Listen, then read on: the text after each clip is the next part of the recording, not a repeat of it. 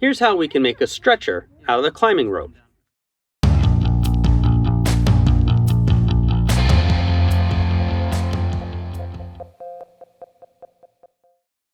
Hello again, I'm Jason. Last week we did a video about using only the rope to ascend the rope. It was done as a challenge and really has no practical application. But today's rope-only procedure has a very, very practical application. Today we are making a stretcher out of only the climbing rope. This one wasn't taught to me. We've practiced making it after seeing it in Ian Nicholson's excellent Climbing Self-Rescue book. There's a link to that book in the description. The procedure is simple to follow, which is good, but took us about 10 minutes to complete. We start at the middle point of our rope and lay out a zigzag that is about 30 centimeters longer and 30 centimeters wider than our injured person.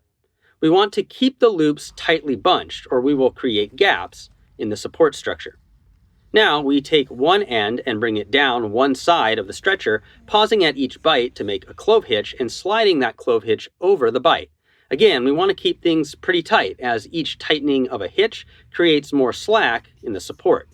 We have an older short on 3 different ways to tie a clove hitch, which includes this method of tying it in the air to slide it over something.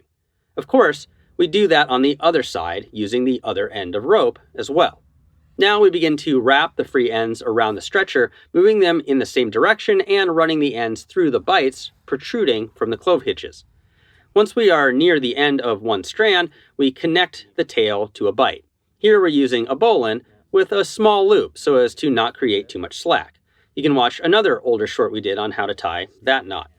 Because we have 2 sides and 2 strands of the stretcher that we can form somewhat independently, having 2 people working on it at the same time can add efficiency. Now we are ready to carry out our injured partner.